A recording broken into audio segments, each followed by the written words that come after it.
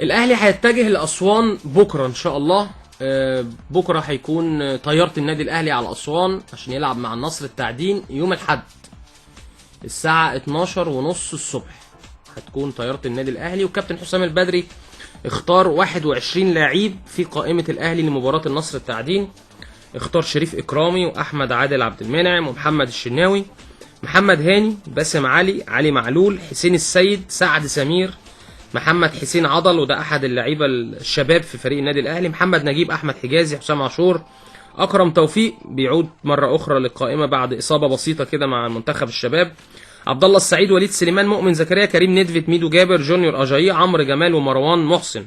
دي قائمه النادي الاهلي. في بعض الغيابات الماتش القادم، احمد فتحي عنده 3 انذارات مش هيلعب، حسام غالي لسه مصاب عنده العضله الخلفيه، عمرو السوليه برضو اتعور الماتش اللي فات وشفناه بيغير في اول 12 دقيقه فبرضه مش هيكون موجود.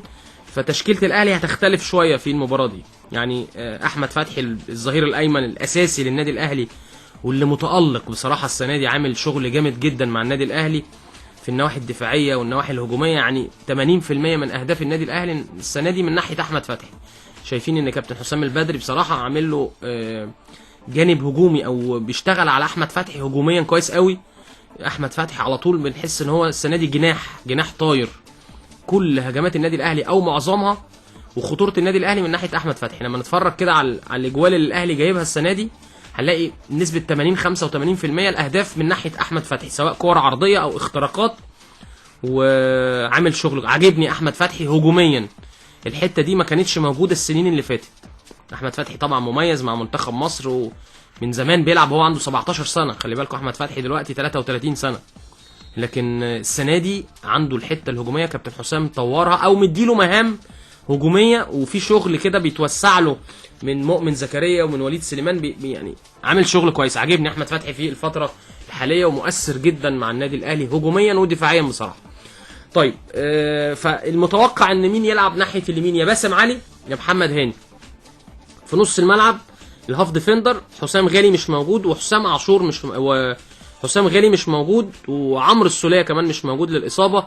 في بقى كابتن حسام البدري هل ممكن يحط اكرم توفيق ويبديله بقى في الحته دي، خصوصا ان الماتش مش ماتش تقيل قوي برضه. النصر التعدين فرقه كويسه وبتلعب وكل حاجه، لكن كابتن حسام عايز يدخل اكرم توفيق ودي فرصته النهارده او يوم الاحد، ان هو ممكن يكون هاف ديفندر صريح او اساسي مع حسام عاشور. في برضه فكر تاني ان ممكن كابتن حسام البدري يرجع عبد الله السعيد خطوه كده ورا ويلعبه قدام حسام عاشور، يبقوا 2 هاف ديفندر، ويروح بادئ بصالح جمعه تحت الفراوده في العمق زي ما ختم الماتش اللي فات لو تفتكروا. طبعا في ماتش طلائع الجيش كان عبد الله السعيد وصالح جمعه في الملعب، والاثنين ادوا بشكل كويس جدا، والنادي الاهلي احرز 3 اهداف وكان ممكن يحرز 2 3 كمان.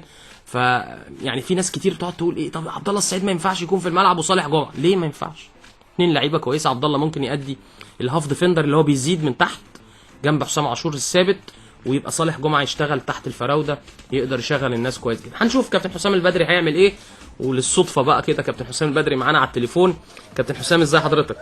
مساء الخير، ازيك يا كريم؟ الله يخليك. اخبار حضرتك يا كابتن؟ الحمد لله يا الله. مبروك والله الماتشات اللي فاتت، يعني الاداء رائع والفرقه بتأدي بشكل كويس جدا. الله يخليك. لسه كنت عمال ارغي كده مع المستمعين واتوقع. انا سامع طبعا، سامع كل الاحتمالات اللي انت بتقولها وكلها احتمالات جيده طبعا. طب الحمد لله. لكن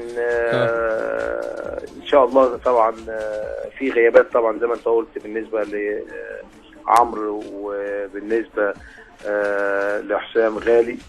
حسام غالي وعمرو السوليه واحمد فتحي ان 3 انذارات. واحمد فتحي فان شاء الله باذن الله يكون في بدائل باذن الله ونتعامل مع المباراه. لكن انا بقول المباراه صعبه، صعبه لان احنا بنلعب على ملعب المنافس، على ملعب فريق النصر، وفي نفس الوقت هو عاوز يجمع نقاط واحنا لينا هدف طبعا. فقد يكون طبعا برضو التغييرات اللي احنا هنعملها في ظل الغيابات دي اكيد اولا ان يبقى في توازن، وممكن برضو يبقى النزعه الهجوميه بنفكر فيها لكن بشكل متوازن. لكن اكيد هنفكر في النزعه الهجوميه على اساس ان شاء الله تفكيرنا في المباراه باذن الله ربنا يكرمنا ونقدر نفوز بيها ان شاء الله. بالظبط. الماتش ده برضو الاهلي يعني يكمل بيه انتصاراته، وفي نفس الوقت المنافس انا بقول الامكانيات اقل، ولكن برضو منافس مش هيبقى سهل، هيبقى شرس. ان النصر التعدين فريق في مؤخره الجدول بيحاول ان هو يجمع نقاط عشان يبعد عن الموقف الصعب، خصوصا كمان ان كابتن اسامه عرابي هو المدير الفني، كان مع حضرتك في الجهاز الفني في منتخب الاولمبي، وايضا كان لسه ماسك النادي الاهلي مع مارتن يول قبل حضرتك. لا المباراه هتبقى صعبه. وانا بقول والدليل على كده مباراتهم مع بتروجيت، عملوا مباراه جيده في اسوان، مباراه يمكن الفريق المصري لعب بتفكير دفاعي لكن عمل هجمات مرتده، وفي نفس الوقت احنا هنبقى طبعا جاهزين لكل الاحتمالات. نتمنى طبعا برضه يبقى الجيم مفتوح بالنسبه لنا، يعني الجيم لو مفتوح هيساعدنا بشكل كبير جدا. ايوه فكل ده بنفكر فيه، وان شاء الله باذن الله احنا اخترنا القائمه النهارده، وبكره ان شاء الله هنبقى متواجدين وهنتمرن بكره في اسوان ان شاء الله. التمرين في اسوان. عارف برضه يا كابتن حسام في حاجه يعني هي ممكن تخلي الماتش صعب لو لعيبه الاهلي استسهلت الماتش، يعني في دور نفسي حضرتك هتلعبه. طبعا وجه لهم رساله قويه جدا النهارده في التمرين طبعا. اكيد حضرتك اتكلمت في النقطه دي. اكيد طبعا على اهميه المباراه وصعوبه المباراه واهدافنا، وفي نفس الوقت المسؤوليه اللي علينا. كل ده اتكلمت يعني قبل التمرين، قعدنا نتكلم ربع ساعه وتركيزنا في المباراه بشكل كبير جدا، وان شاء الله باذن الله ده ينعكس بشكل ايجابي باذن الله في ادائهم في المباراه. ضغط الماتشات على فرق الدوري كلها في توقيتات بسيطه، يعني كل يومين 3 ماتش، راي حضرتك كل ايه؟ كل يومين 3، لكن انا بوجه رساله برضو الاستاذ عمرو حسين طبعا هو اخ عزيز، وطبعا الله يكون في عونه في الجدول، لكن احنا اخر 3 ماتشات مظلومين بشكل كبير جدا، لان كل المنافسين اللي بنلعبهم بيلعبوا قبلنا بيومين.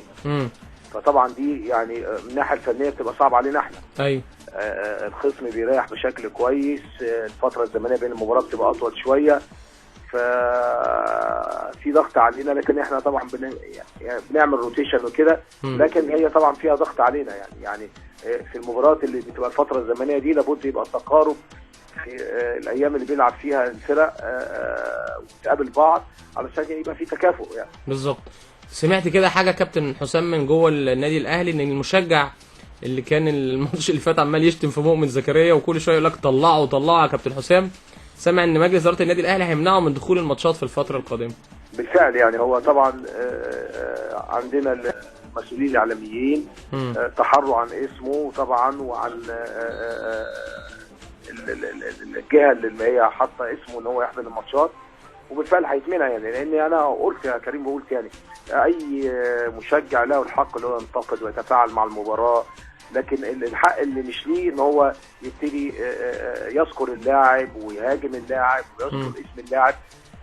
خدنا على ان ممكن تقول التغيير غلط، تقول تنتقد تقول ايه ده اللي الجهاز الفني بيعمله، هنتقبل الكلام ده احنا كجهاز فنيه. لكن هتبتدي بقى تذكر اسم اللاعب وتهاجم اللاعب وانت موجود في المدرجات، لا ده مرفوض طبعا. طبعا سمعنا كده يعني بعض التصريحات هناك في جنوب افريقيا من الصحافه الجنوب افريقيه ان النادي الاهلي بيفاوض كاسترو المهاجم الكولومبي اللي بيلعب في سان داونز. هو احد الاسماء المرشحه طبعا، هو لاعب جيد جدا طبعا. وبنتباحث دلوقتي وفي اكتر يعني في بتاع 3-4 عناصر بنشوف عشان هنشوف هنرسل ازاي، وطبعا اداره الكوره على درايه اللي هي لجنه الكوره والمهندس محمود طاهر على طول معانا على اتصال، على اساس ان شاء الله في القريب العاجل ناخد قرار باذن الله ونبدا الاجراءات باذن الله ان احنا يكون في عنصر جديد معانا في يناير. طيب كابتن حسام عايز اسالك بس سؤال كده قبل ما اقفل مع حضرتك واسيبك بقى طبعا عشان النهارده الجمعه كده وتقعد تفكر وتتبسط وتهدى. انا عارف ضغط الماتشات والله بتفكر الخميس والاربع والثلاث الجمعه بس. انا عارف مدرب الله يكون في عونه، شغلانه صعبه وضغط، انت المسؤول دايما في حاله اول خساره. والله بالليل الساعه 1 ونص 2 بالليل تفتكر حاجه تروح على طول جاب الورقه وقلم وكاتبها، فشغلانه معلش لكن ما شاء الله يعني السنه دي انا مبسوط من اداء الاهلي والشكل حلو بصراحه، يعني الناس مبسوطه بجد. ربنا يسهل ان شاء الله. يعني اللجنه الفنيه الجديده اللي اتعملت في النادي الاهلي كابتن علاء ميهوب، ايه هيبقى التنسيق ما بين حضرتك وكابتن علاء عشان الصفقات الجديده؟ هو التنسيق طبعا خاص على اساس ان اللجنه الفنيه بتقوم طبعا بناء على الترشيحات اللي احنا بنعملها، بنديهم السيديهات يتفرجوا على اللاعبين، وبعدين طبعا بيتفرجوا على ماتشات، لان انت عارف احنا بنتفرج على هايلايتس بس وبنلاقي الناس، وبعد ما نلاقي الهايلايتس بنرشح الاسماء اللي احنا عاوزينها، فهم بيتفرجوا برضه على بعض الماتشات عشان يتاكدوا ان الهايلايتس اللي احنا بنتفرج عليه مقارب لاداء اللاعب في الماتشات، لان انت عارف دي حاجه ودي حاجه لازم تتفرج عليه في ماتشات برضه، ايوه ما تبقاش لقطات قصيره بس. وفي نفس الوقت بيتاكد، لان احنا ما عندناش وقت، احنا طبعا بنبقى في الماتشات وفي الدوري في تحليل الفريق اللي هنلعبه، فهو هم بيقوموا بالكلام ده كله وبيقولوا لنا بقى توصيات لو فعلا اللاعب ده جيد ولا مش جيد، واحنا نتاكد من الكلام ده بقى بنتفرج تاني. يعني هي بتبقى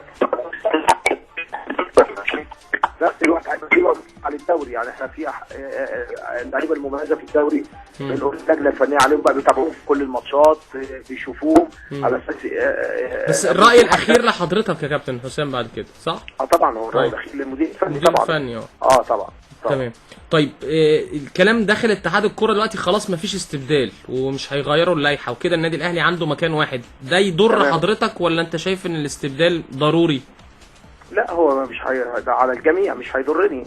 يعني اذا كان الاستبدال هيفيد فهيفيد الجميع، اذا كان هيبقى في يعني مفيش فرص هتبقى على الجميع. لان ممكن انت بعد فتره، ومش انا بس، في اي نادي من الانديه الموجوده في الدوري العام يكتشف انه لا عاوز تدعيم في احد المراكز، عاوز ان في بعض اللعيبه اللي تعاقد معاها ليس على المستوى ده، مش عند في النادي الاهلي بس، في كل الانديه. فحته التبديل دي بتبقى فيها فايده للكره بشكل عام، لكن لو اي حد بقى تعتقد ان نادي واحد اللي هيستفيد منها، لا الانديه كلها هتستفيد منها.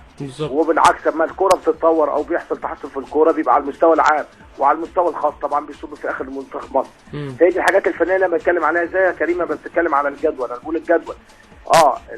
يعني الاخ عامر حسين طبعا الله يكون في عونه وهو ناجح جدا في الحته دي، لكن لابد اللجنه الفنيه في حته الفترات الزمنيه دي يبقى في تكافؤ فرص، لان انت حتى لو كان في ضرر على احد الفرق، وبالذات لما تكون الفرق اللي هي بتبقى اكبر سورس للمنتخب يبقى في صعوبه على منتخب مصر، وكلها بيبقى الضرر لمنتخب مصر، فكل دي حاجات مرتبطه طبعا بالمستوى الفني يعني.